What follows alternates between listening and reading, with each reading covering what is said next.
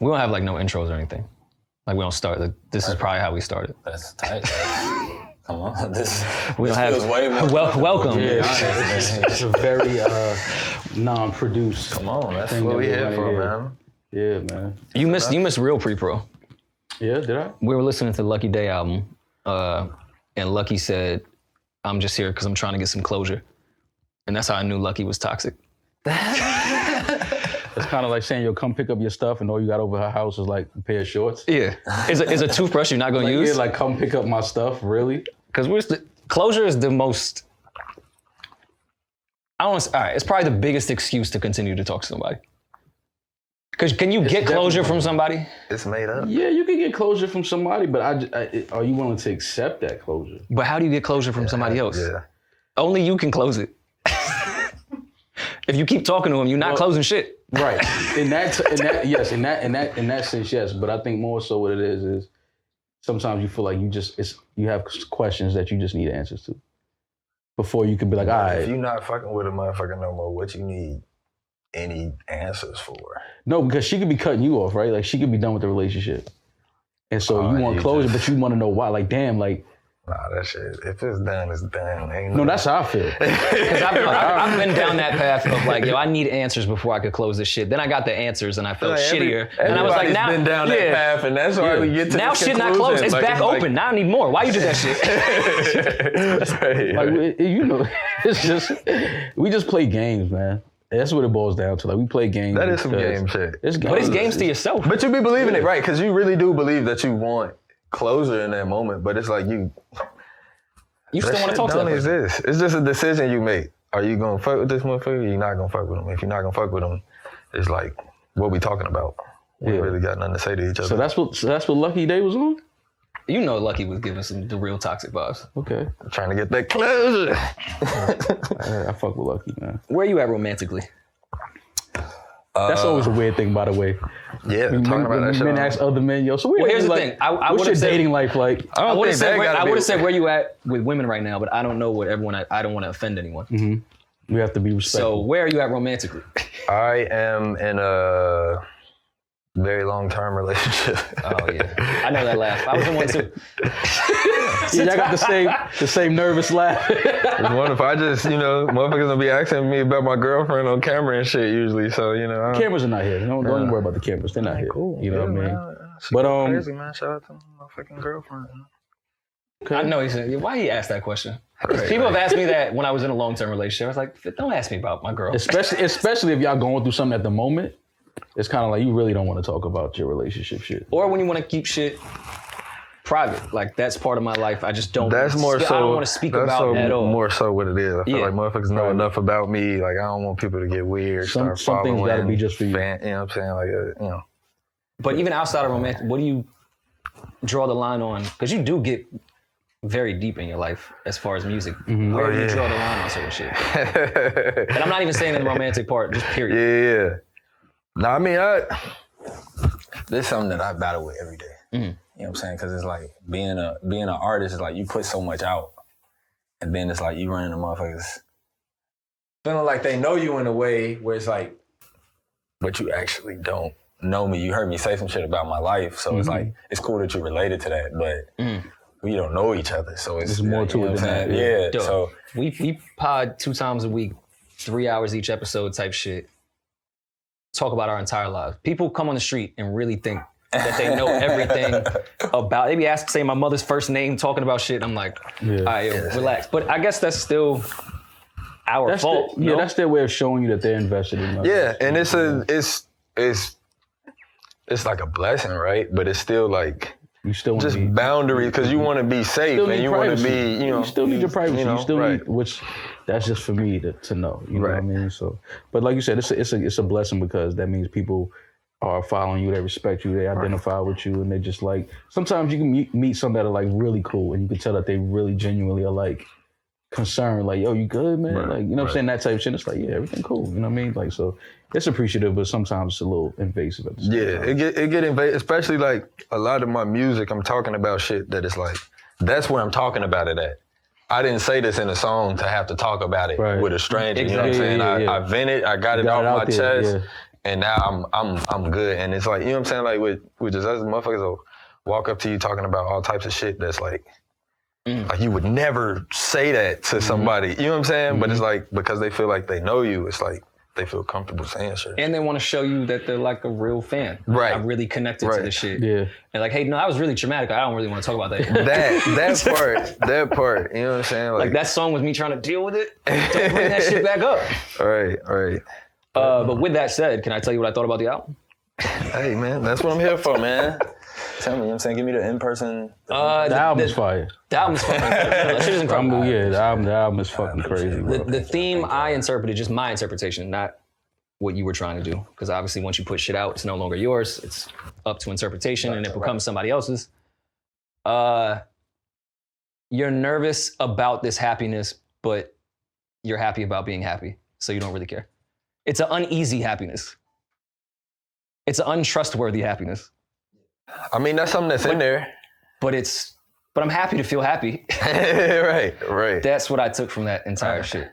And I had seen that you would put, stuff out prior to it of previous album was definitely deep and dark and traumatic and shit. And you're like, people can be happy too. Like, why can't you expect me to just be depressed the rest of my fucking life? Like, I want to make some happy shit as well. But the happiness also felt new and uncertain. Not uncertain like it's not real, but I'm not used to this feeling. So let me ease into this to make sure this shit is real happiness. It's strange, like dealing with some of the shit we've experienced. Is like, when that Care For Me album was made, it was like we were grieving the whole time. You know what I'm saying? It's like we literally writing records to understand some shit that's not really understandable. You know what I'm saying? So coming off of that, I think I wanted to just make sure that people understood that it's like, we do all of this shit. Like, yeah, we grieve, but we also, motherfucker might go to the club the next day. You know what I'm saying? Like, it's like, it's how you grieve. It's all of it. You know what I'm saying? It's all of it. Like, I don't think there's anybody on this planet that's just one thing. But I think artists are so boxed and branded to the point where it's like, I gotta rap over pianos about sad shit for the rest of my career. You know what I'm saying? And I'm just like, I'm not on that. Yeah. So I wanna get it out of the way early, like let motherfuckers know, like it's like, I'm gonna do all types of weird shit, experimental shit, I'm gonna talk about whatever the fuck I wanna talk about, and fuck with it if you fuck with it, and if you don't, it's not for you, but if you like the last album, then listen to that, you know what I'm saying? You think that's why it took, about 3 years between? 4, right? 4 left? It was 4, but I think it's 4 off of the technicality, you know what I'm saying? The pandemic is like, all artists should get those 2 years back. We really should be saying this. Listen, I don't even count, I don't count people's bodies that they fucked during the pandemic. Those don't count. It was pandemic bodies. So I get what you're saying. Got whole pandemic children. It's pandemic babies walking the fucking... But the body don't count. The baby count. The baby count, the body... That's funny as fuck. But with that time, I guess, did you need, in that grieving process, to not... Or to write music, but not want to put out the same shit. Like, all right, I'm gonna make part 2 of Care For Me because I'm still so close to that feeling that I was at that time. Did you need time to just live and chill? No, to me, it's like, even when we was making Care For Me, it was other records that we was making. You know what I'm saying? That didn't sound like that at all. But I think, when I'm working on albums and shit, it's like, I really want to be concise and like, I want it to feel really natural, like every progression, you know what I'm saying? That the actual curation of the album is really important to me, so I spent a lot of time with that shit. So a lot of songs that I made around the Care For Me era that were like lighter or some shit like that. Like If I Had a Dollar, for instance, that's a song off the new record that we started before the last album was even done. Okay. But we just worked on the shit for years until, you know what I'm saying, we figured, hey, it's a pandemic. We got time to get the old shit to the new level now. And you know what I'm saying, just work on it like that. But I don't know, just as it pertains to the grieving in the relationship to music, it's like, it's there, it's prominent, but it's also so much other shit that we experience, Yeah, there's some fun in life. Some fun, very little. Depending on how depressed you are. It depends on the life. Exactly. Listen, man, depressed people be having some of the most quote unquote fun you could ever have. I was just talking with Demaris when we went out to the club the other night. I viewed that as I'm looking at 200 of the most depressed people ever with the biggest smile on their face, and they had more fun than anyone in LA that night. Talking about in the club? Yeah. I don't think it's that bad. I don't think everybody's just walking around depressed. I do think that we all have been depressed at some point, but now it's a lot of people don't even know how to identify, because there's like functioning depression where you're in such a routine every day to do what you're doing, and you don't even realize, like, bro, I'm not even happy. You know what I mean? Like, before you can sit down and really think, like, it's like I'm just going through this shit, and I find that with artists, a lot of the times when they are depressed, they make their greatest work. And it's fucked up to say that. Yeah, that's fucked up. You know what I mean? Like, but we have the proof though. Look at a lot of artists when they were heartbroken, when they were, grieving, when they were going through a lot of these things. It's like such beautiful art was created. So it's like, what emotion is that we are able to tap into as humans when we're depressed, to where we can create such beautiful art that we're not necessarily able to tap into when we're happy? To me, it's not really like it takes depression to make something great. I think that's unfair for artists, I think. But I think it takes being aware of how you feel to make something great. Mm-hmm. And I think most of the time, it's like a lot of times, when you feel great, a lot of times you're on autopilot. You just, it's been, you on a wave, you're just kind of riding it. In my happiest I was about to say, in my happiest states, I'm not even making music. I don't even have to think about, you know what I'm saying? Like, the music. I mean, I've had like great sessions, happy sessions, you know what I'm saying? But a lot of times the music is, it happens when you just got shit to say. You got shit on your mind, and that don't always got to be something bad. You can have something great that happened on your mind, but it's like just having that like, that meant, like, I feel like when I'm my happiest, it's clear up there. Okay. So I'm not necessarily trying to hit the studio when my brain is finally clear. I mean, that's, I guess, to his point of artists make the best music when they're fucking miserable. But no, because it's not interchangeable with having some shit on my mind and having some shit to say is not the same as being miserable. Okay. Because I can have some great shit on my mind. I can have my family on my mind, or I can have, you know what I'm saying? Like, it could be literally anything. Like, you know what I'm saying? Like, it's so many great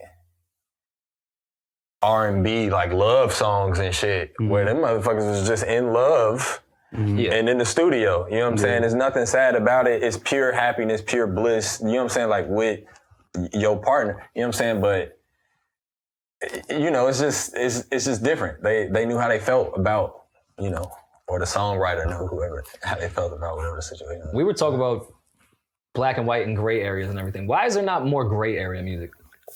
I feel like there's either, even with R&B, really, it's like true? I'm all the way in love, or it's a breakup record, or it's a he ain't shit record, or she's like terrible. And then with rap too, I feel like I'm super depressed, I'm going through this, I'm going through that, or I'm celebrating, I'm rich, everything's amazing, we came up, everything. Where's the gray area music of just like, yo, I'm doing all right. I'm not doing okay. I feel like it's hella not good, gray it's not area. bad. I feel like it's hella gray area. You gotta look past the songs and look into the bars, because there's a lot of songs where it's like, I'm getting this money, I'm fucking whoever, we out, we popping, but also we, you know what I'm saying, we had to do whatever the fuck, or my homie dodging whatever, you know what I'm saying, it's just mixed. Yeah. It's mixed.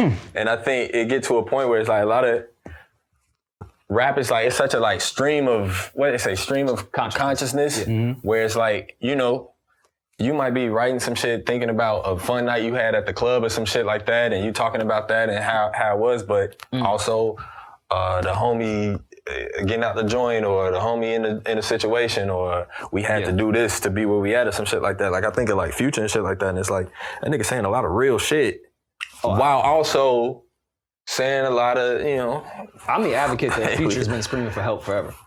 Like, we just be dancing to somebody screaming for help. Most niggas are, though, at this point. It's like, I feel like most people, you know what I'm saying, a lot of the prominent artists who, you know what I'm saying, motherfuckers listen to every day, it's like, it's all types of messaging in that shit. For sure. But these niggas is human, so you know what I'm saying? It's not like having that flash on don't necessarily change their relationship to humanity. And that's where chords fuck it up. Like you could really want to be screaming for help, but if you put it on a chord that catches somebody's ear, it that gets makes them lost. feel good. Beautiful. It's like, Yeah, so like, this is a great, beautiful record. Like, no, listen to this the person bars. is not doing okay. They're depressed. We should check on this person. You brought up family, and I know your grandfather is on the cover. Oh, yeah. Where was that tie-in and idea? I don't want to use the term concept album because I think that's weird and just putting some shit in a box. But where was that tied into what you were trying to do? What box is a concept album? Is that like the new, like, I don't know much about like what people's connotation of concept album is. I feel like, I guess the last example of it where people tried to do it was Good Kid, Mad City. I think people tried to put that concept album label on it because each interlude kind of told the story throughout the entire album, and each song was connected somehow to the interlude that was going on, which I guess would make it a concept album, but I'm not going to be the deciding factor on what it is. Yeah. But I just never heard, I asked because I never heard like, I know like conscious rapper or some shit like that. That's some shit that can have like negative connotation or some shit like where. Well, it depends the artist. Depends the artist, but I never heard concept album be talked about that way, so I just was asking. Do you think, was that kind of in your head for that story to be told with the records from what you had with your family and I think being all my involved in the albums entire have been thing? Concept albums have been, I had an idea, I had a concept. And I was going to say, that's how it starts. It starts from a concept. Yeah. You had an idea, and this is what you painted, and it's how you drew it out. But it's not a concept album if like whoever's watching this has a negative, like, oh, it's a concept album. No, I don't think there's a negative connotation to it. It was the good type of concept. I just feel like the nerdier side of Reddit will be like, oh, look at how this interlude went with this record. He told the story the whole way. It's actually probably more of a compliment than anything. Yeah. But I feel like that kind of boxes in the album where it's like, oh, you can't listen to if I want to go listen just to track 7, you can't do that. That's where the negative connotation. You got to do track 1 to 13. You can't skip nothing. You're gonna lose the story. Which is weird because that's where I was like, Good Kid, Mad City isn't like I could just go listen to track 4. And it stands out by itself. I feel you. Yeah.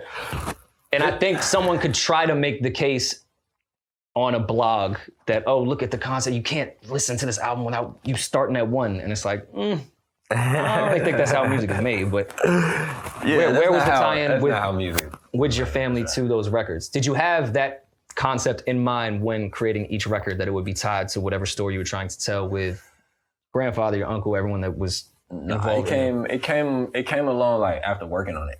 You know, a lot of these songs had existed on different levels. And it was working on the intro. I fucking around said some shit that I thought was hella profound. And I was just like, which part? I said, when Granny fought for her property, she would turn down any cost. And then I said, I'm the grandson of Karl. And I didn't really know where I was even going with that. But it ended up connecting, like it just gave so much context to everything else that I felt like I said on the album, that I said that line and I wrote down, like, I was like, see if Granddad will be the album cover. And he said no. He said no a few times to me. Why you think he said no, though?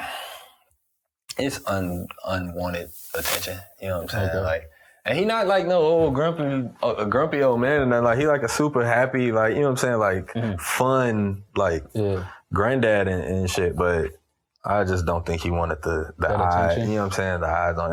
And I thought long and hard about that too before putting that type of image out, just because it's like, you know, it's so personal where it's so close and connected to our household. But to me, it felt important like that. I look at that image and that feels like the album to me. It's like a lot of the shit that I feel like I was going through when I was thinking about the lyrics to the album. My granddad, I was raised by my grandparents, and it just felt like shit that they had to experience on a different level. You know what I'm saying? So it's like, it's not like it's a new story that I'm telling on Few Good Things. It's something that I feel like, you know, there's a version that y'all have. There's a version that my granddad has. There's a version that my uncle, you know what I'm saying? Everybody who I feel like came before me has a version of that. Do they fully understand everything that's going on, do you think? Nah. They came to some shows though. My grandparents are super supportive. Look, they the type of people. We had the studio in their basement from when I was damn near 9 years old until as recent as, I'm trying to think when I did my first album, 2016. I think I moved out 2017. But from when I was 8 until 2017, we was just working in that basement, and they was comfortable with, like, you know what I'm saying? Like, we had niggas all throughout the crib just recording. I was engineering for people and producing for people. I was doing everything. Like, we really turned that basement into like a studio for real. And they was just... And your grandparents weren't like into music or nothing like that? Not really. They was just happy because we wasn't on the street. Yeah. You know what I'm saying? So anytime the homies would pull up and shit, like they wanted that. They welcomed that because it's like, okay. They knew y'all was safe. Y'all was they knew we was safe. We in the house. You know what I'm saying? So that was really probably one of the biggest things that got us to, this point, was just that type of support system. You know what I'm saying? That's not something that I will ever take for granted. You know what I'm saying? Like they really did hold us down. So the album cover was really like you telling your grandfather, like, thank you. You know what I mean? And I think, probably for him, he probably was like, what you thanking me for? I did what I was supposed to do. You know what I mean? I created a safe space for my grandson to, chase his dreams and create his art in a safe space. Like, so putting me on the album cover is like too much. It's like, I don't want, that's too heavy. It might be too heavy for grandpa. It's like, yo, I don't need all of that. Like, you my grandson, I love you. I was supposed to do what I did. But do that, right. That's a very humbling thing for you to do. Like, being the cover of an album is like, that's nothing to, frown at. That's like a big deal. Yeah, that shit is fire to me. And it's just so like important, like the image is him in front of his mom's house on the west side of Chicago. Right. And, it's abandoned now or whatever, but I just really wanted to capture that, because it's like, when I think of being out here and being disconnected from my family at home, and just how many years, and like just, shit is so different. It's like I look at that image and it's like you immediately are brought back to like this sense of like just memory and nostalgia and everything. And that's like what I feel like when I listen to the album, that's something that's like all throughout there, Do you need... Moving out to LA, and did you kind of need to be back in Chicago to make that type of shit, to feel that, or can you do that from a distance? I feel like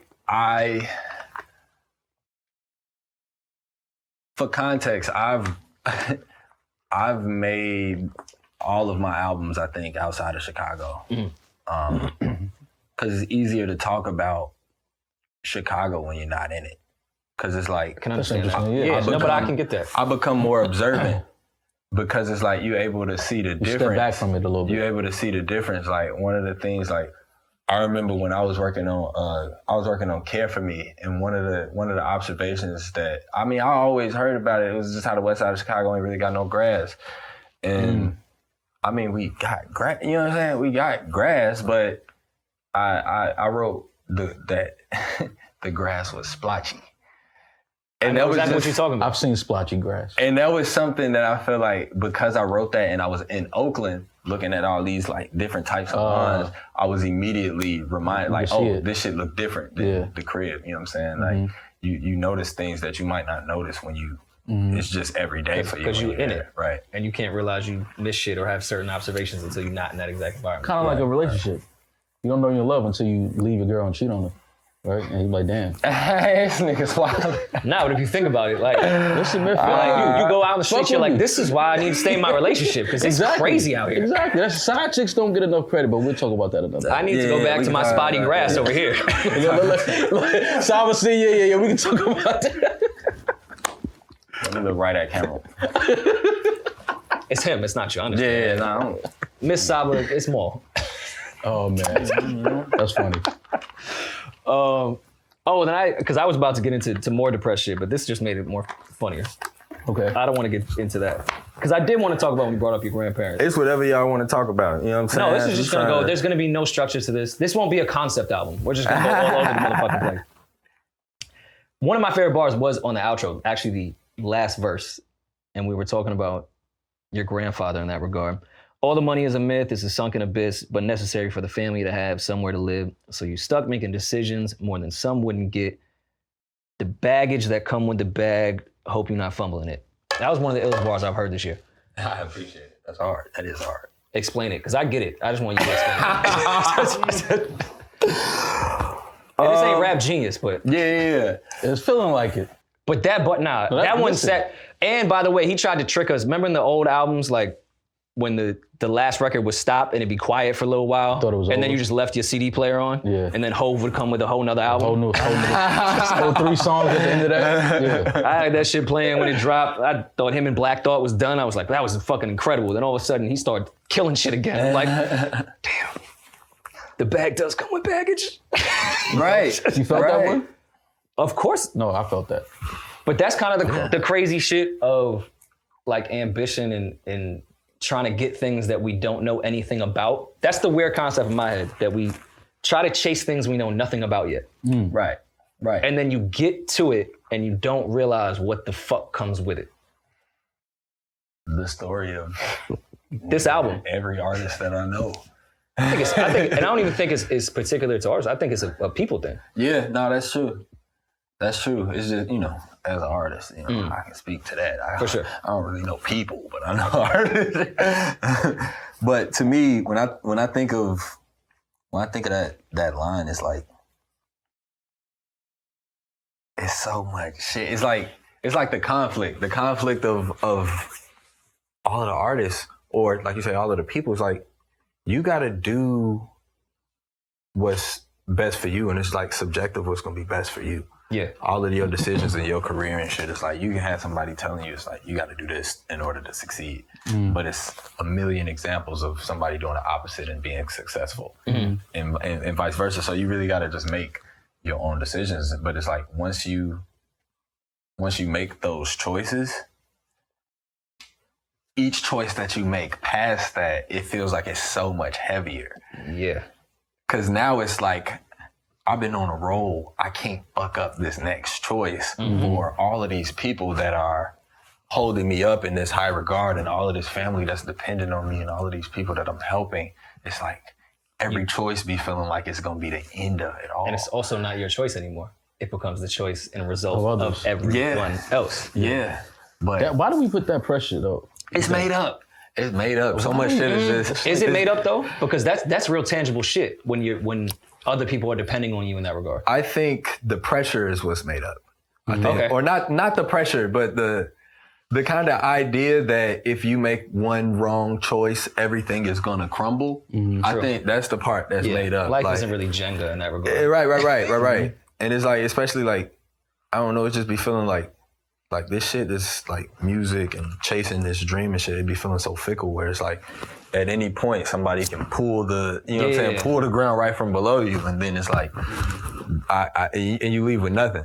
So that to me is like what I think about when I think of just this whole album and the type of pressure that I felt like I was experiencing and what I wanted to talk about.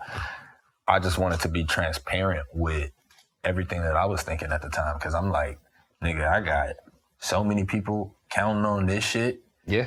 And, it's cool every step of the way. I feel like I got a strong support system, but it's like Taking on their burdens. Right. And that's something that I feel like all throughout this album I was just dealing with. Like I got in therapy and everything. Like I'm just like I gotta figure this shit out. Oh, you had to really take therapy for it.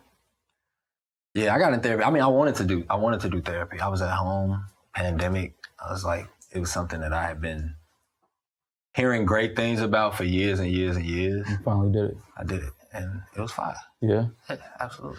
What's the biggest thing you took out of it? Out of therapy? Yeah. And then also, my second question is, what's the number one thing you learned that you felt like this is the biggest waste of money ever? All right. Damn, they're so different. Like I know. Yeah. Those I'm in questions therapy. are so different. I feel both of those things in therapy often. Say the second part again. What's the First, what's the biggest thing you took from therapy? Doesn't even need to be regards to the album, just your life. Okay. And then what's the number one thing while using therapy you go, yo, this is the biggest waste of money I've ever done? I don't know. We be talking about some shit, bro. Like, we really be talking about some shit. I would say what I learned is like,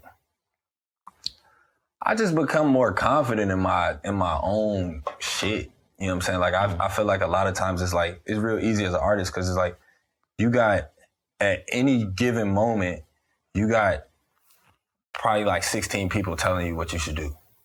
Okay. You know what I'm saying? Like that could be, I've never done it. Right. But that could be the internet. That could be team. That could be your family. That could be like, you know what I'm saying? Like just at any given moment. A lot of different places. You know what I'm saying? And for me, to me, one of the most important things that therapy did for me is it just made that shit clear. Cause it's like, I feel like naturally I'm just the type of nigga that's like, if, you know what I'm saying? I'm not trying to let nobody down. I feel like I'm naturally the type of nigga that I want to make people happy. You know what I'm saying? So for me, that was step number one. It's like, all of that shit is irrelevant if I'm not happy, if I'm making decisions that's detrimental to my own well-being and shit.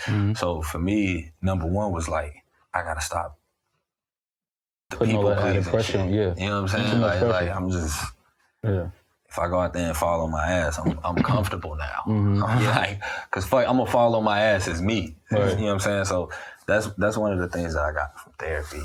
I ain't really run into, I got a great therapist, bro. I ain't really run into feeling like it was a waste of money just yet. Like I feel good when I leave therapy. I've had moments like where I talk to him like, is it a black woman?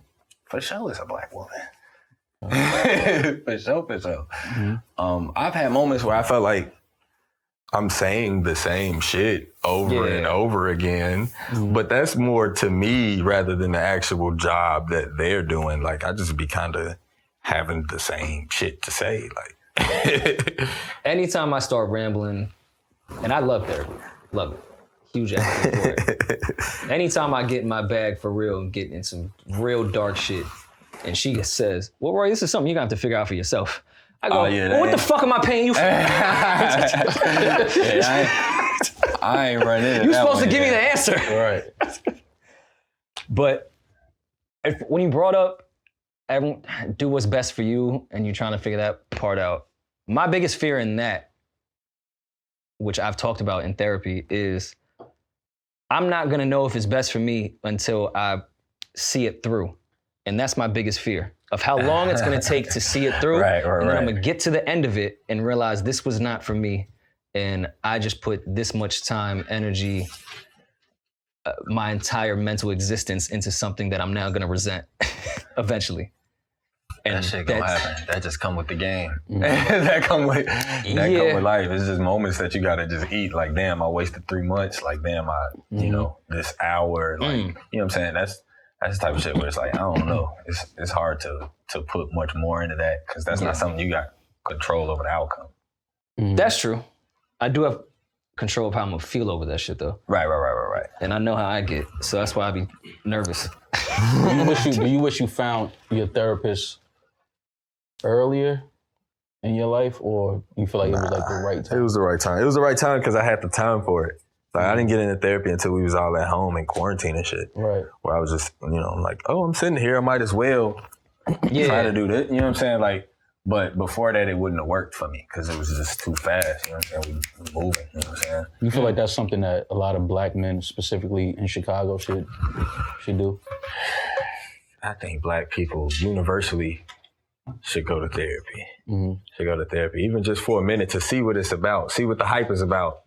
But I think therapy is one of those things where as much as I want to recommend it to people, it's really like, I don't really know how to find a good therapist. I think I got lucky.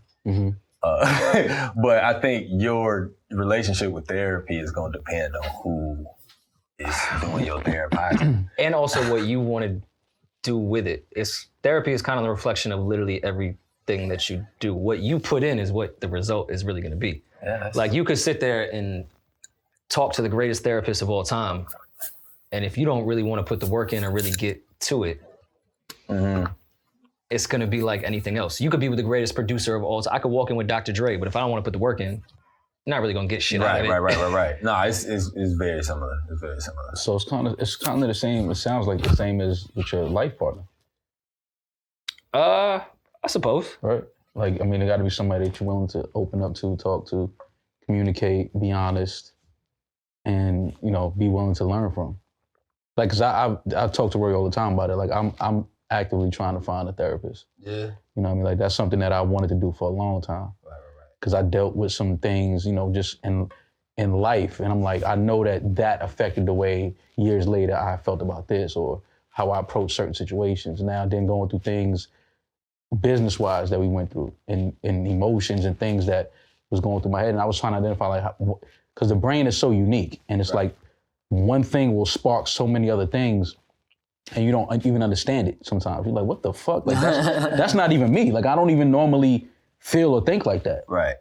So with therapy, I think that that's something that will help you identify faster, like, this is why. I mean, you never really dealt with that or you never really spoke about that or got rid of that energy and things like that. And I feel like coming from a city like Chicago, a lot of, you know, the inner city kids, they experience so much trauma and shit early. They don't even understand it though as adults that it's because of something they witnessed when they were 7, 8, 9 years old. Now that they're grown men, 28, 29, 30 years old, it still affects them. And they're walking around with this energy and it's just like they don't even understand it. Whereas, you know, find a good therapist and you're able to release that and then find your creative bag and be a better person and, you know, build stronger bonds with your family and heal from certain things that the family had to deal with and things like that. Right. It's just something that I think is dope when I see young black men saying openly like, yeah, nah, therapy, like, I'm definitely with it. There's so much music coming out of every single city. I feel like you get one version of that city right now from the major markets. I feel like Chicago, you could get so many different perspectives of that city with the biggest artists. Of course, every city will say, we have a bunch of artists, you just don't know about them. The bigger ones are giving the perspective of the city, but there's also people talking about this side of the city. We're not all this, we're not all that. Chicago with everything from drill to chance to you to like, it's the most complete city when it comes to a human perspective, music-wise. And do you think that has to do with, because all of y'all are still cool too. There's no split. I appreciate it. In other cities where it's like, if you're on this side of just talking about street shit, or if you're this side just talking about regular day life shit, there is no connection between anyone. Right. Like Chance and Vic fuck with Turbo, Dirk, everybody. You had Herbo on the album. Like Chicago to me represents exactly what a full city should sound like. We're all different perspectives, but we all coexist because we're all from the same area. I feel like Atlanta now, New York now, I'm talking major artists. I know they're gonna kill me on the internet. Like, oh, you don't know about this person from Atlanta that raps this way? It's like, dog, I'm only talking about what is in the high Spotify A-list shit, unfortunately. Right. Chicago, I don't think it's the credit, and they have been doing it for a while. Because I even think with Kanye giving more of the backpack type of shit down to Chief Keef coming after that, it's stayed that way. Y'all are consistent in having every perspective where I feel like cities don't do that shit no more. Like right now in New York, the drill shit is killing, which I love. Uh-huh. But that's not all New York City. But that's all that's coming out of there at all. Like you're not gonna get another perspective of Brooklyn pushing right now. Yeah, that's all they pushing. In Atlanta, I think you're only getting, because, and I love QC, but you're gonna get the QC perspective of what Atlanta is right now. Of course, you get the Earth Gangs and everybody, but that doesn't get pushed the same way. I think Chicago does the best balance, period. I appreciate that as a Chicago artist. I don't know, I think niggas is just, it's like I said in the last question, it's like an unspoken language where it's like, I think the only difference between most Chicago artists is their perspective. You know what I'm saying? It's like, we talking about the shit we see happening around us. We talk about the shit we see being done and shit in the hood or whatever. And other motherfuckers talking about the shit they doing in the hood. Yeah. You know what I'm saying? But it's just the perspective that is the line of what's different about it. So I feel like a lot of times we're able to understand each other on that front, but it's really that perspective. But niggas just know what it is. I feel like in Chicago, it's like niggas just know what it is. It's like, yeah, we like some of the most hoodest niggas I know is some of the smartest niggas I know and some of the funniest niggas I know. So it's like, it's not exclusive where it's like you one thing. And I think that's something that for so long it's like, I don't feel like people understand. It's like people come out like, I gotta be this, I gotta be this, I gotta do, I can only work with this type of artist. And it's like, we just pushing shit. Like, it's like, I want, like, as an artist, my thing has always been like, I want to work with people I'm a fan of. Like, I know niggas don't think I just sit and listen to fucking me all day. Like, I listen to Keith, I listen to Earl, I listen to all type of shit. So it's like, that's who I would want to work with. And I think in terms of putting shit out, it just feels more complete because it's like now you got two unique perspectives on one track, you know. I feel like a lot of the times too, with being from certain cities, like if you from Chicago, obviously the drill music is what people out that have never been to Chicago would identify from Chicago as the drill shit. But I think a lot of the times, because even like, you know, Jay's famous line, truth be told, I wanted to rhyme like common sense. I sold 5 mil, I ain't been rhyming like common sense. It's like, I feel like even a lot of the drill artists, a lot of them do, when they're first introduced to the art of hip hop, they are more conscious, more lyrical, more, you know what I'm saying? But, you know, your environment starts to develop a sound and a language. Because them niggas got to deal with niggas in the hood being like, we ain't listening to that shit. Right. And I think a lot of the times artists suppress their real, like, sound. Like, I really don't want to make this type of shit. But it's like, that's what it is right now. That's the sound of the city right now. You know what I'm saying? But I really want to get on this type of shit. And I think somewhere in that is how we end up with a lot of artists, quote unquote, being mad at the industry when they blow as this type of artist, like it take off, and then they stuck with that. And it's like, yo, but I really don't even want to do this. That's why I wanted to get it out the way from the gate. You know what I'm saying? With this album, I'm like, let me put, like, my first single was a song called Fearmonger. And it's like the most left shit from the last album. But I just, like, my thing is like, I want to keep creating as much space as I can to just do whatever the fuck I want to do. Right. And I want my fan base to understand that and to respect that and to enjoy it. You know what I'm saying? Hopefully, you know what I'm saying? And if they don't, it is what it is. Right. But I think, you know what I'm saying, had I come out and the first thing sounded like the last thing, then I'm immediately that for the rest of my career. Right. But it's like I'm, you know, at every step of the way that I could, you know what I'm saying, go left when motherfuckers think I'm going right, I'm gonna go left. You know what I'm saying? I'm like, go north, you know what I'm saying? Like, it's just doing what I want to do and shit that I think is cool. You know? Did you feel pressure to do 2012 then?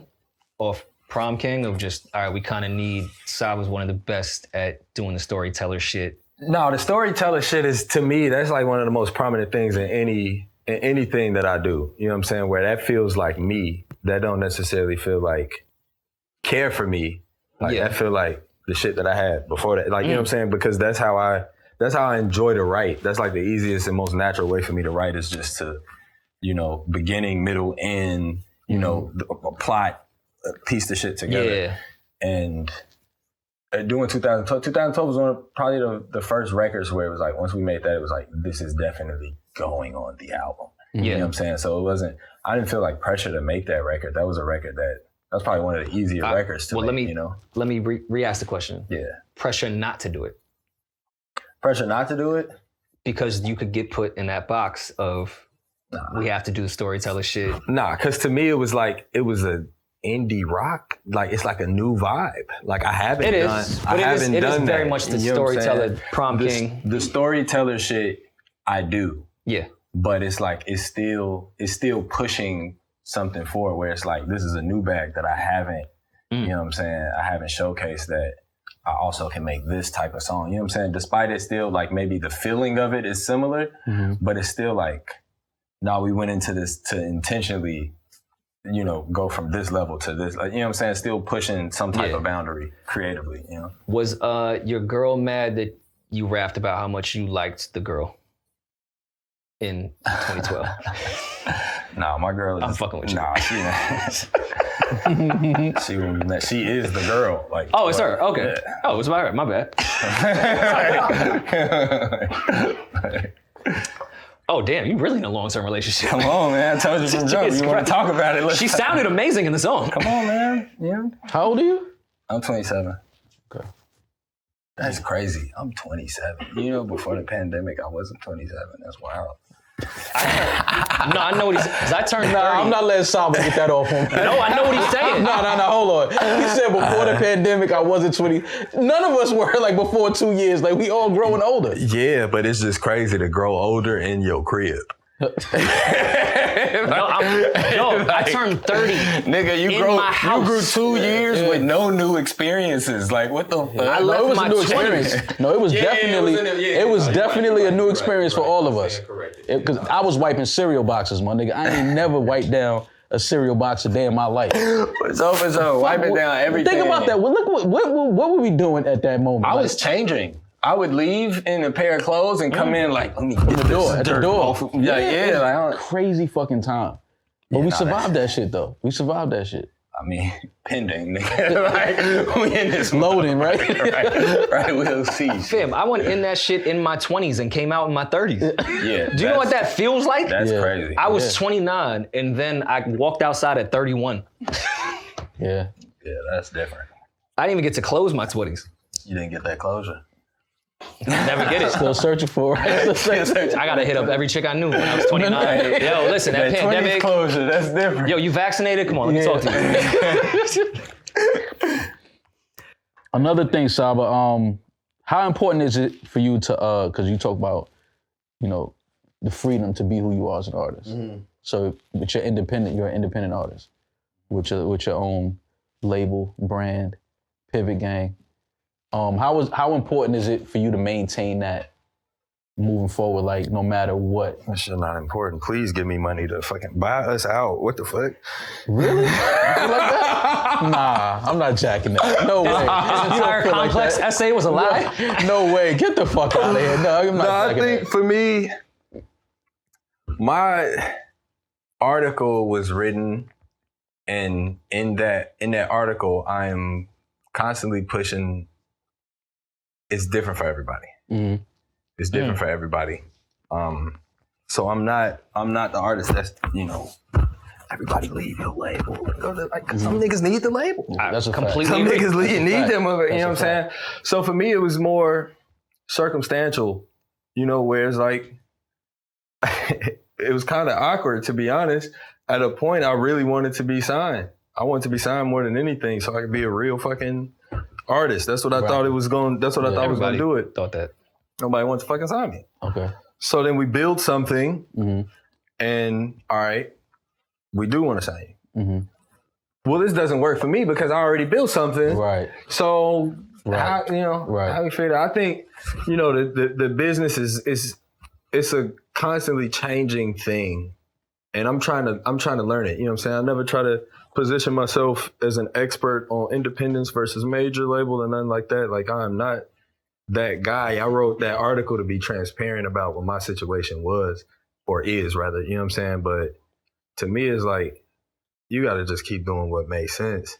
And I'm not never trying to be the guy that's like, you will never see me on a major because it's not going to ever fucking make no sense. Like, nigga, if they, you know what I'm saying? Like, if they can come with what, if they can come with what I am asking for, because in that article, I also listed what I asked for. Yeah. And you know what I'm saying? Like I said, it was circumstantial. I didn't get that, so I'm independent still. Mm-hmm. But had they given me that, few good things would be on a, you know what I'm saying? It would be a major label release. Well, the more you get educated on shit, because when I saw all these big artists selling their catalogs that are also preaching independence to whatever company that is that's buying up everybody's catalog for $150 million and all that shit. I was like, why would they sell their catalog and all that shit? $150 million, man. And need that now. No. Send that in.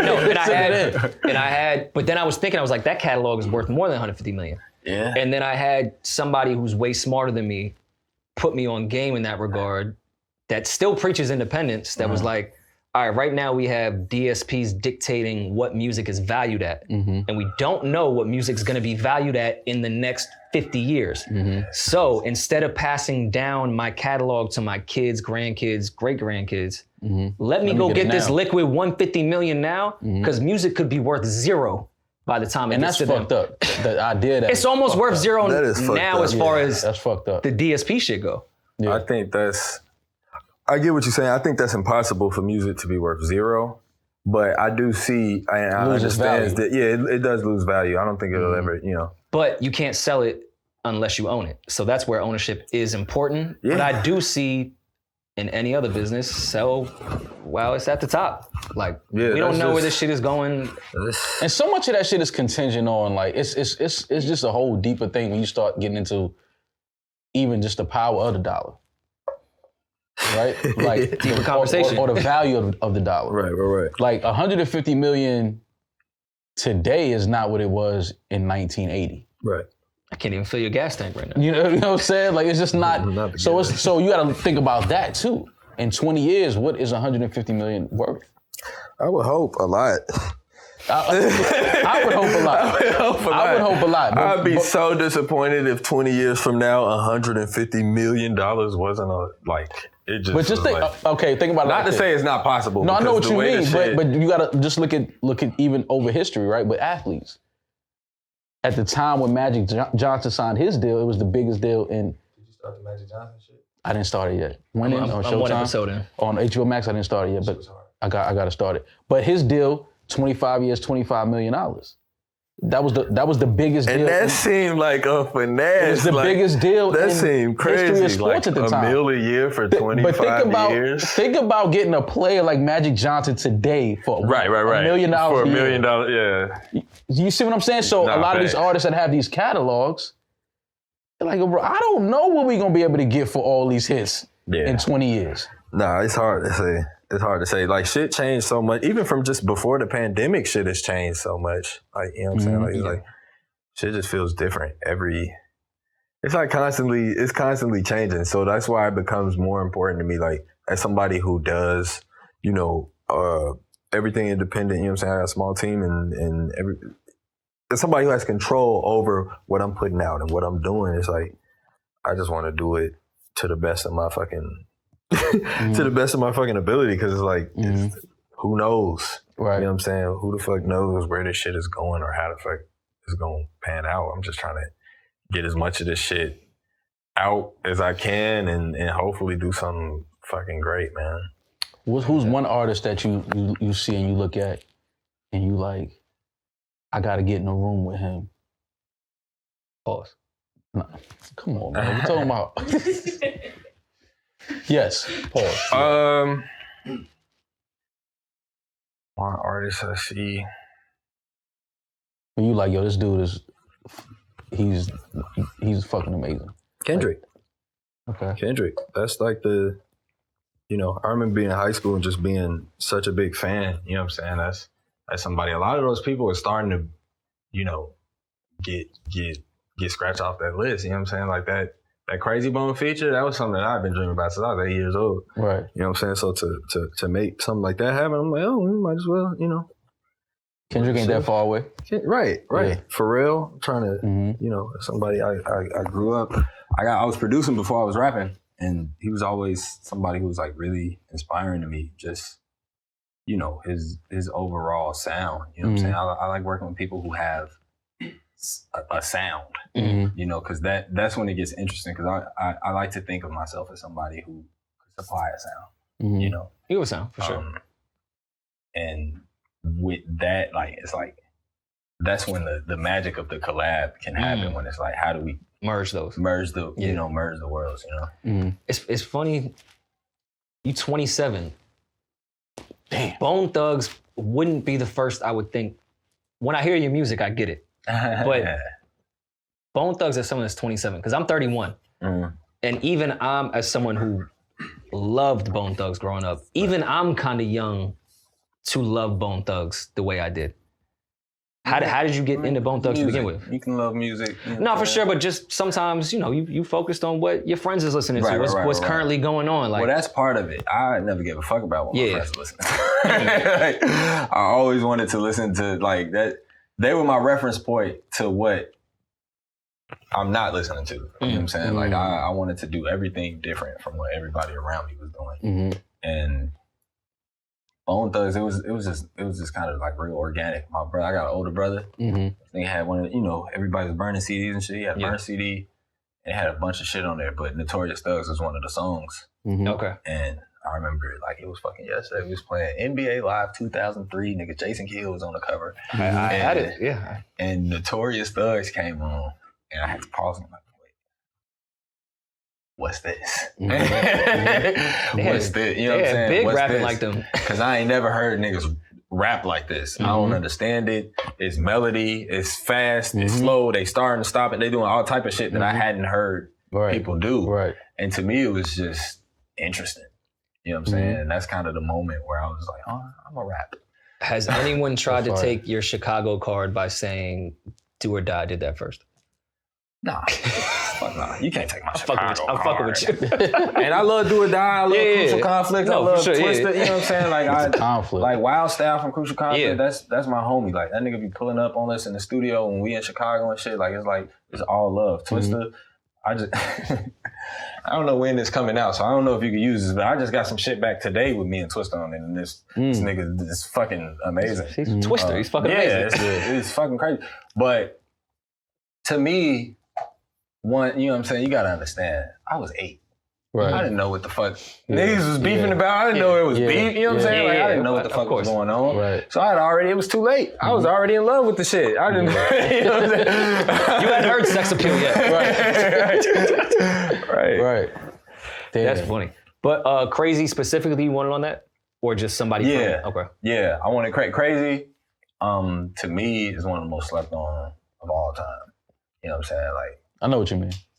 Niggas can't do that.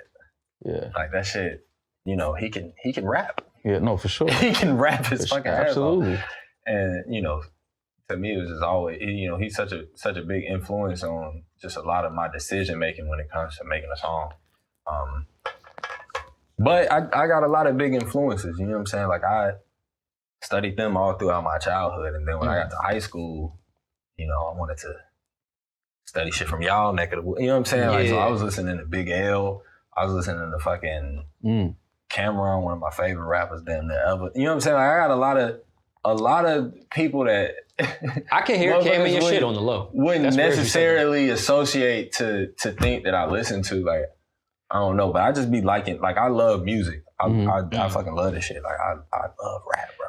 Right. But I can actually, now that he says that, I could really see Bone Thugs and Cameron being his influence from his music. Bone Thugs, like, that makes sense to me Cameron, if you listen to his album. Lupe, fucking... Where you put Bone Thugs with the sound now? Because I don't think they get their proper credit when it comes to this melodic era that we in right now. They don't. Bone Thugs, like, you could really put them directly to a lot of the shit that is going on right now. Yeah, I think... Especially with melodic gun bars. Melodic gun bars, right. I don't know. I really, it's hard to say. Yeah. It's hard to say. I hear it, but I don't know what the fuck the niggas who was making that was listening to. You know what I'm saying? Like, I know what I was listening to, but you know, a lot of times it's like, you know, they slept on people sleep on them, but I you know, at every step of the way to give niggas flowers where they do, you know what I'm saying? I'm nigga busy, crazy, you know what I'm saying? Like, niggas Wish, Flash, Lazy, like them was my niggas growing up. You know what I'm saying? Busy, like, I feel like Busy could come out, if he was 21, come out right now solo and be the biggest artist ever. With the music that's going on right now, Busy could be exactly who Busy is at that time and come out that way. No, for sure. The Black Thought feature, how did that come about? Did a record. Me, Smino, No Name. Love Smino, Love No Name. Ghetto Sage. We did a record, and in the chorus, me said, I get the bands like the Roots.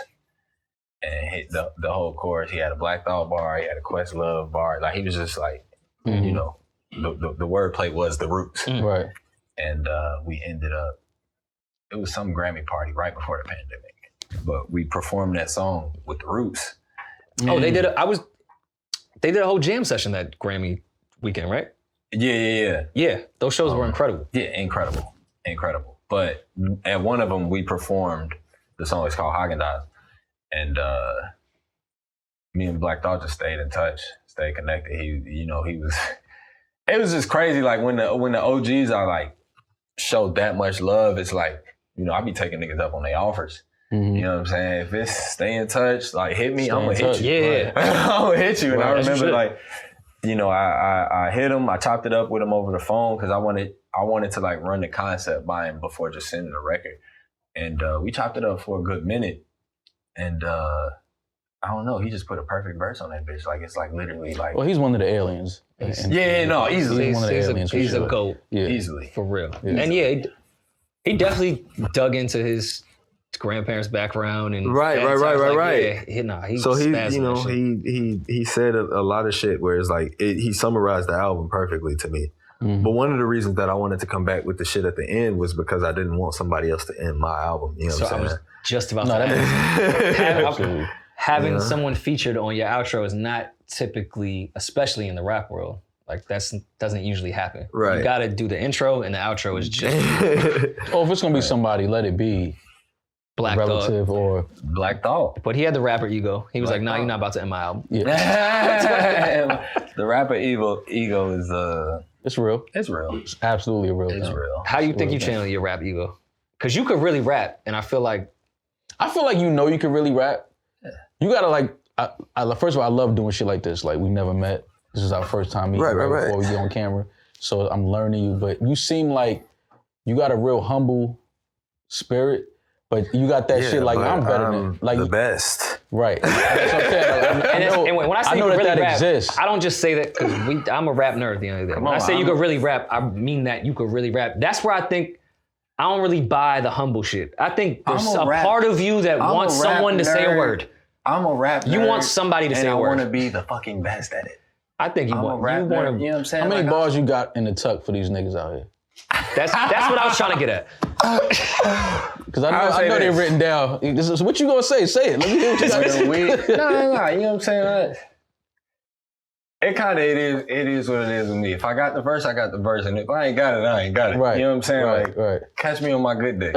You know what I'm saying? But all throughout the pandemic, what kept me going and what kept me hungry, what kept me continuing to work on this shit was just really the homies. Like we started these Zoom calls that we was doing like every few days.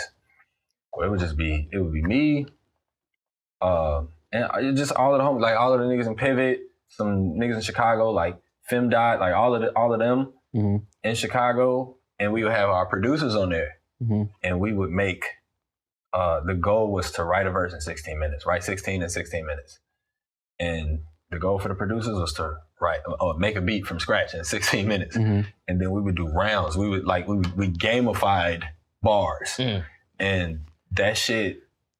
It was like such a good like training ground where it was like it felt like I was practicing for something. Whereas like when it came time to lock in and go to work on my album, it was like I had been doing this every day, so it was like, and I was doing it quickly. Yeah. So it was like penning the shit became easier, but to me it's like, you know, I was 8 when I fell in love and with this the rap shit, and I was 9 when I started recording.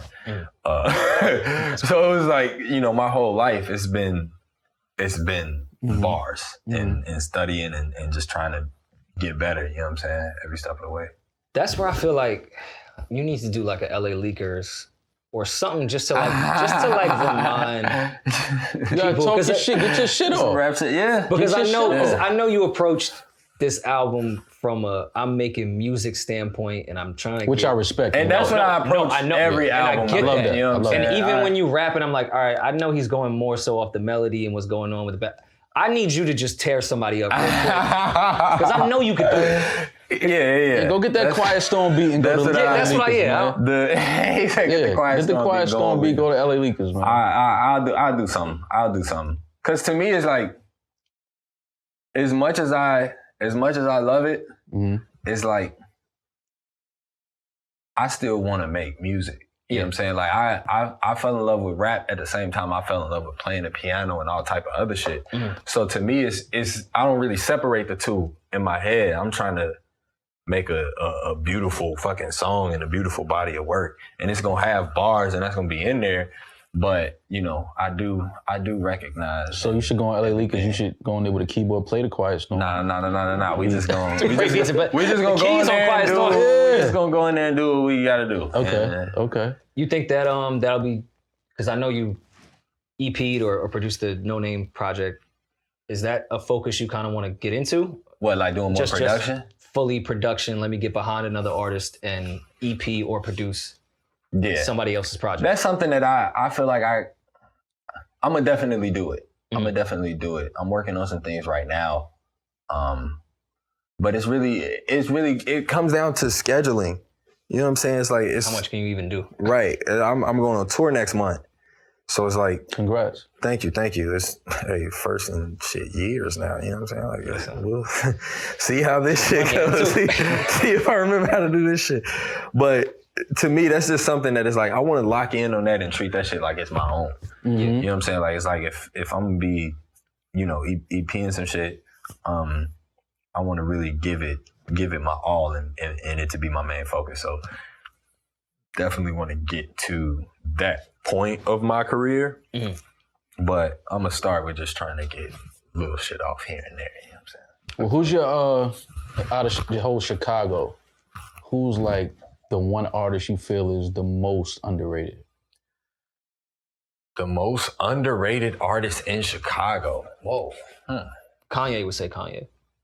I think it's Lupe Fiasco. I think it's Lupe. I think Lupe, like, I mean, this nigga got classics. Mm-hmm. He has classic albums. Mm-hmm.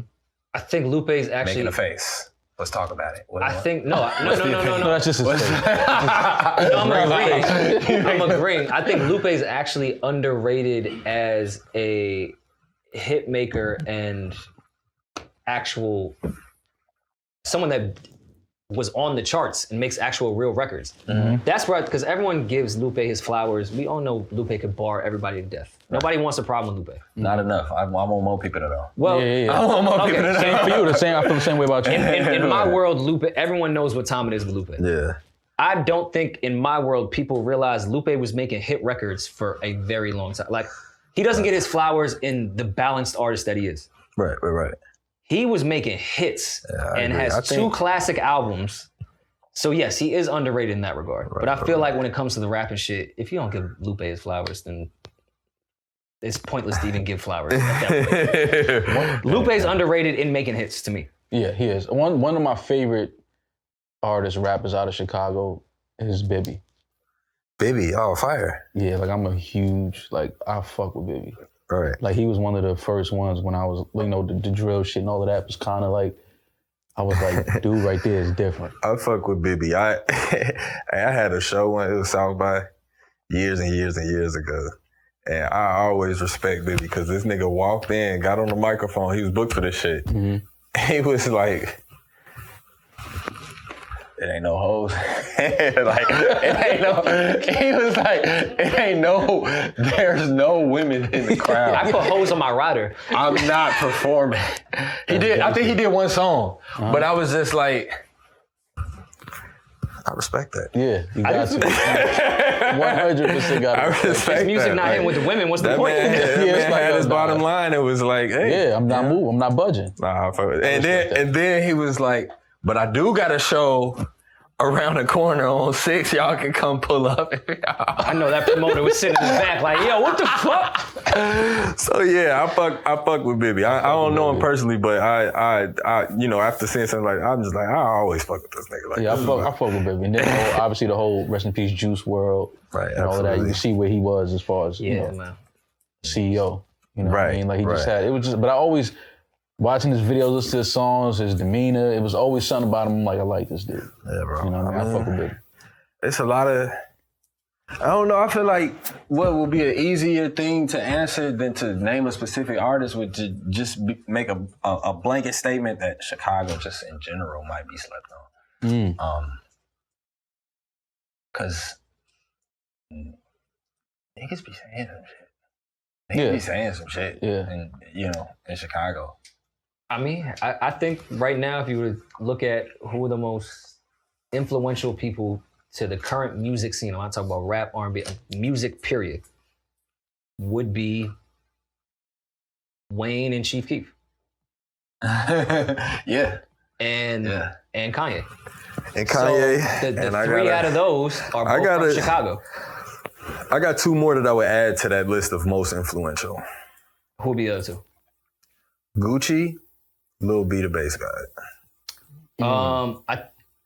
Lil B does not get his flowers as far as how artists are putting shit out on the internet and how that whole structure goes, yes, Lil B 1000% is that. Even outside of the internet, but just what the shit sounds like. You're right. Like niggas is just, you know, No, I I have was my in high school Vans listening on, to but they that look like nigga sneakers. shit I was every there. day, and you know, niggas just start like the bass freestyle. I feel like that's what the current scape of rap kind of has become. Is bass Even the freestyle. wonton soup shit is kind of similar in what shit is going on now. And Right, Gucci, right. I mean, to me, Gucci is the greatest A&R in rap history. right. Yeah, Like, to me. But yeah. I do think the actual sound of everything derives from Ye, Chief Keef, and Wayne right now. Yeah, I would agree. And I think even like the backpack shit that my fucking 31-year-old ass love, that I claim New York as the people that created it. That sped up sample shit is fucking Chicago shit. Like, that's no ID shit at the end of the day. Like, so much of the shit that we are like, oh, this is golden age hip hop shit. Chicago took a lot of what New York created from that quote unquote golden age and made that shit palatable to the world. Well, Chicago is also a major music city. Oh, Chicago house is my shit. Yeah, it's always been one of the bigger musical cities in the country. Just like New York, just like, LA, the South. Right. Chicago always had something to say. Right. You know what I mean? And they always had some really, really dope musicians to come out of Chicago as well. How did you feel watching that Kanye doc? I don't want to talk about Kanye West, I want to talk about that Kanye doc. Like, how you felt about, because there was so much about that was his connection with Chicago and his love and struggle with Chicago. To me, it was really, like, watching that first episode was really refreshing, and I felt really like, I don't know, it was so warm, and it was just like, damn, like, it made me feel like I wasn't crazy. You know what I'm saying? Watching that shit, I'm like, this is exactly how niggas be looking at me when I be telling them. Like, I'm like, it felt like I was watching something that I was never supposed to see. Right. I felt like I was watching something that I'm like, the whole time I kept pausing it and just saying to the home, I'm like, how does this exist? Like, this nigga's recording fucking all type of shit where I'm like, how? Me and Rory talked about the fact that we were able to actually see the day he knocked on the door at Rockefeller. Right. To go in there and play his music was like, that shit is crazy. The fact that we are able to see that moment. That shit is crazy. And where that door led to his career is like, And that humanity of who's now one of the biggest artists, biggest people on planet Earth. On the planet, yeah. Like, watching him play those records and get ignored and like him timidly walk over to the wall and like knock on it. You know that feeling like when you just when you feel fucking deflated and you just sitting over there like, let me just figure out something to do with my hands. Yeah. Like, no, when he was sitting there just knocking on, she's like, all right, cool. Like those human moments, like the fact that that's captured on camera with him is incredible. So I know what you're saying of like, we're not supposed to be seeing this. Right. That's what that shit was to me. When you in that office and like no one's listening to you and you just sitting here like fidgeting, like start picking up the stapler. Like you just doing shit. Because you feel like, all right, let me get the fuck out of here. Fucking with me. Yeah, they're not fucking with me. But to be fair and put it in context, he was doing that a lot. And the staff was probably like, dog, yes, we know you dope. But Jay got an album that's cool. We got to get ready to push it like it's coming out. So I understand it, but just that documentary though was special because like there's certain moments, like you said, we were never supposed to see that. Right. Like how the fuck are we able to see it? We can keep watching it over and over. And then it as an artist, you are able to tap into those moments that you deal with shit like that. Like, okay, so this is part of the journey. Right. I gotta go through this. I'm gonna be ignored. I'm not gonna get the response that I'm looking for all the time or expecting. But that doesn't mean that we lose sight of the plan and we don't, believe in ourselves any less. It seems like he ain't never really take it personal or something like, and maybe it's just it's perspective. I try to take things like that into consideration where it's like watching that documentary, I'm getting Cootie. I'm getting Cootie perspective of the situation. So I'm trying to, take that into consideration. But I was like, damn, like he just kept coming back. Like he wasn't like, they not fucking with me, man. Like they're not doing it. Like gonna lose sight of the goal. You know what I'm saying? And that to me was probably one of the most inspiring parts because it, like I know what that shit feel like to, you know what I'm saying, to walk into the spot and be like, I'm dope.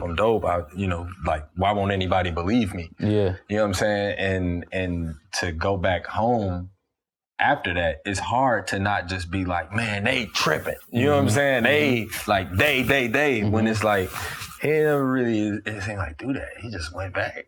Highest high, lowest low in creating this album? I'd probably say,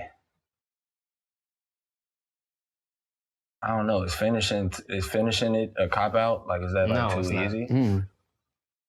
Finishing this shit, which it was literally like a down to the wire shit. I had finished the album months and months and months ago. I understand. But then some shit ends up happening and I gotta change some shit. Yeah, I know how it go. Finishing that the second time. We damn near finished this album like 3 or 4 times. The final one where I was like, that's it. That was like the most relieving feeling like that I damn near ever felt. Accomplished. Yeah. The lowest low is easy. You seem like an artist that would never say that's it. I feel like someone have to take that album from you. Like, no, it's going out now. Nah. This is done. I know you don't think it's done. Give it to me. We're putting it out. I'm not that guy. Really? I get tough. I get precious with the music. I want to keep it until it's on. But I want the shit to come out. It's our livelihood. You know what I'm saying? No, like sure. I can't eat without this shit out. Like, please take this shit out. I just want it to come out and look and feel a certain way and be at a certain quality. But I don't think I'm at the level, not to say, I don't know. I don't want to ever hit the level where it's like, we got to give it. You know what I'm saying? I don't want to hit that level. Just because I feel like when you're at that level, it's like, that's usually all mental. That's usually not the actual quality of the music. You know what I'm saying? And for me, it's like, I love every song on this album. You know what I'm saying? So it's like, when the songs were done, it's like, I want to put them out. Yeah. It just took a long time for the shit to get done. Which is fine. It shows in the work. Right. But I mean, again, it is me and Rory, because Rory texted me when the album came out, like I think the second day it was out. And he was like, yo, you listened to the Saba album yet? And I was like, nah, I didn't get to it yet. And he was like, all right, let me know when you listen to it. And then so I was like, all right, I know what that means. So then that night I went and listened to it. Then I think the next day we had to record. And I was like, yo, this nigga album is hard. And Rory was like, yo, he got some shit on there. I was like, yo, nah, this album is hard. And it to me, it came out, like when it came out, because I don't even think that I was expecting to hear that type of shit at that moment. Because so much, you kind of get caught up in a certain sound. Right. Like everybody releasing albums every week, and it's kind of like the same redundant shit.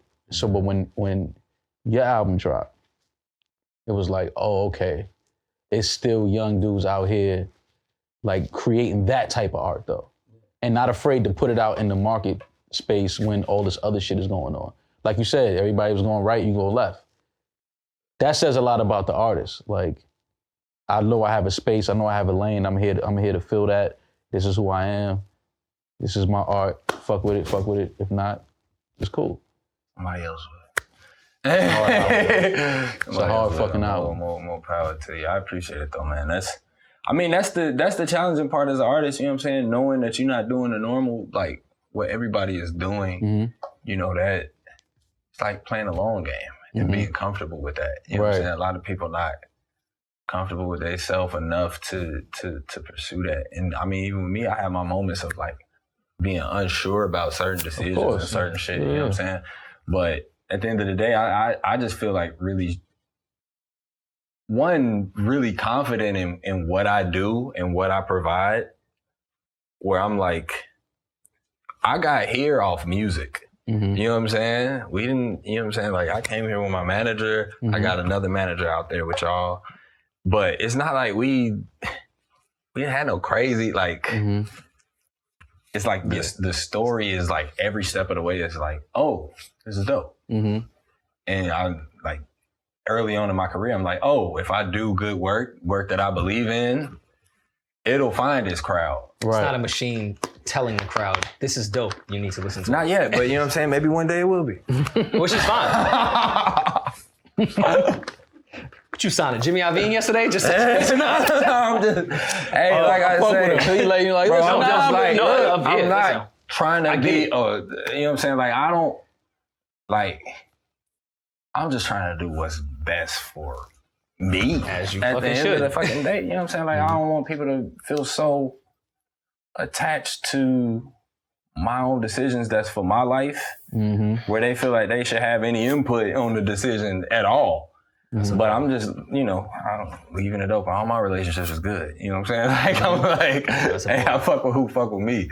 Right. People fuck with me right now. So I'm like, hey, let's, you know, keep it that way. You know what I'm saying? Like, I don't know. Maybe I'll be independent forever though. You know, who knows? Nothing wrong with that. If you had, to all the young creatives in Chicago and the young black men that, you know the things we go through growing up in the hood, something that you would tell them when they have those moments of like doubt and second guessing and not wanting to be different and, you know, wanting to follow the in crowd, what's something you would tell them, like, from your experiences, like, nah, fam, this is what you want to do? To me, the most important thing that I ever did was decide that, like, I'm me and that's cool. You know what I'm saying? Like I feel like if you're looking for what's in, what's hot, how motherfuckers is dressing, what motherfuckers sound like, what other people is doing, it's like you'll always be chasing something that you'll never be able to, you know, provide yourself. You know what I'm saying? You'll always just be chasing shit. And my thing is like, I don't want to spend my life chasing. I don't want to, you know what I'm saying? Like it's certain shit we gonna have to chase, you know what I'm saying? We human, you know what I'm saying? Niggas need money to survive.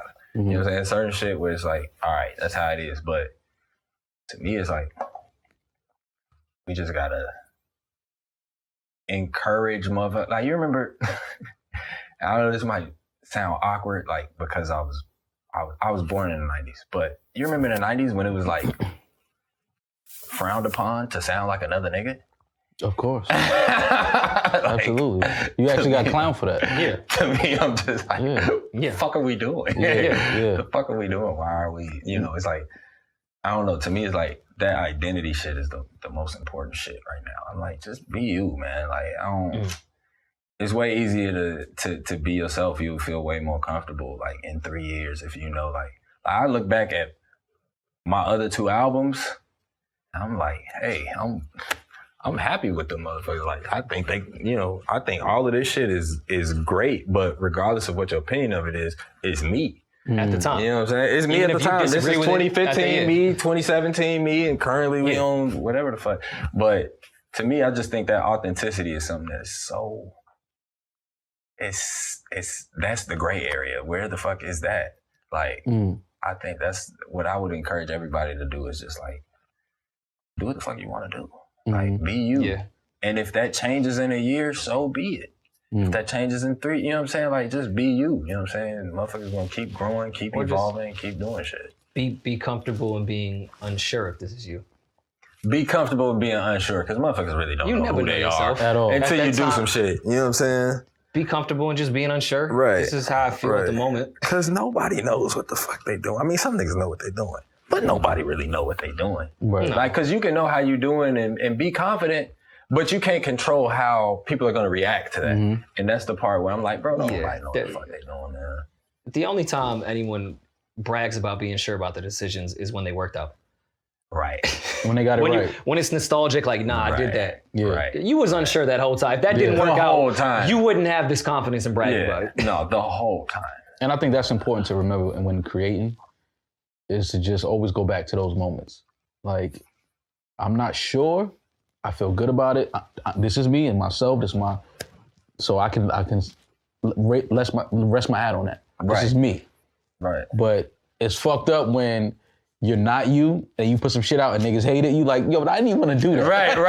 Like, I didn't even want to. That's really what it is. What it'll do is it'll give you the like to me, it's like, I put out something as me.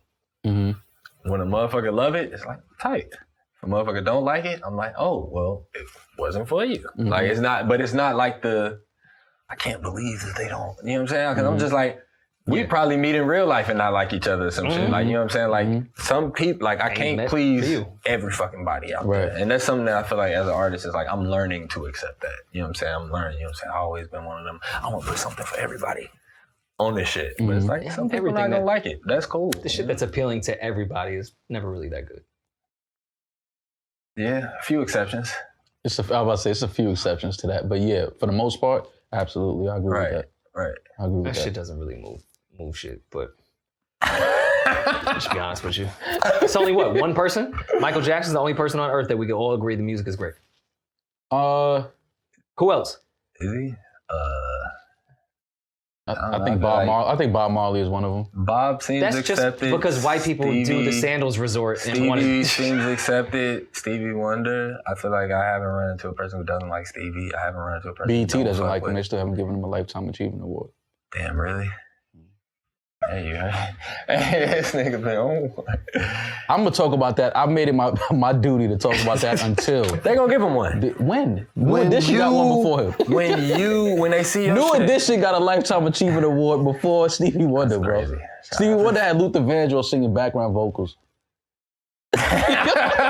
You know how sick that is? It's coming. But he didn't make Can You Stand the Rain? You know what I'm saying? You gotta. No, he made Ribbon in the Sky. Yeah, a little better. Never heard it. Never. You know, he stay on his grind. You know, keep it up. Stay on his grind. Tell Stevie Wonder to stay on his grind. He had 14 albums out before he was 21. Get one. Yo, stay on your grind. You get one. Hey, you'll get there. You'll get there. Stick to the vision. Oh, come on. See? Man. Somebody gotta take it. See how the white boy can go there. We can't do that. Yeah, See, that's why I love he can do that. He can see. I didn't even think to go there. I didn't even, that wasn't even a thought that crossed my mind. Stevie can see. Oh my God. Listen. Anyways, we'll edit that part. I hate to do the in closing shit because I don't know how to do that. Nah, we ain't got to close it, man. Just listen, I appreciate you giving us the time. Absolutely, man. Thanks for having me, man. Been following you for a minute, and it's good to meet somebody that I'm a fan of their work, but it's like, I like you, though. You're a good dude. You're a good dude. I appreciate it. I was walking into it. I was like, I asked Rory, I was like, yo, why Saba? Why he agree to this? Like, what we about to do? He was like, yo, I don't know, man. We gonna kick it. I'm like, all right, cool. I was curious too, because you don't really talk. I wouldn't. And that was another thing. I was like, yo, but he don't even really make music. You don't talk. Yes, but it's dope to meet like this though. I'm trying to talk more. I'm trying to get in the habit of, you know what I'm saying? Because motherfuckers listen to the music and they have an idea of me, and then I feel like, and they meet you and be like, wait, who the fuck is this nigga? Who the fuck is Why this you guy? not this serious enjoying him? person? Who the fuck is this nigga enjoying him? So, you know what I'm saying? Right. I'm just like, I'm trying to get in the habit of that. You know what I'm saying? Just speaking freely, like, you know what I'm saying? Like, this is. Yeah, you should though. You got that personality. I got that appreciate personality. it. I appreciate it. We'll diss a rapper real quick so we get a headline and then we good. No, don't diss a That's a rapper. joke. I will say this though. Oh, I didn't hear what he said. He said diss a rapper. Diss a rapper? No, you ain't got to do that. Yeah. But yo, thank you for kicking it with us. Thank you for a few good things, man. That's one of my favorite projects for sure to come out in the last few years, man. You really doing your thing. That's tight. That's great. No, absolutely. Easily. Like, fuck what they're saying out there. Trust me. I don't even know. They're going to double back. To be honest, I don't know what they're saying. Good. That's good. Thank God. Good. Yeah, I learned I gotta just exist in my own bubble, and that's just how I'ma do it.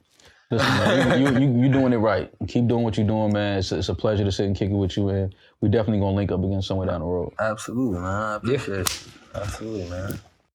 No, Rory and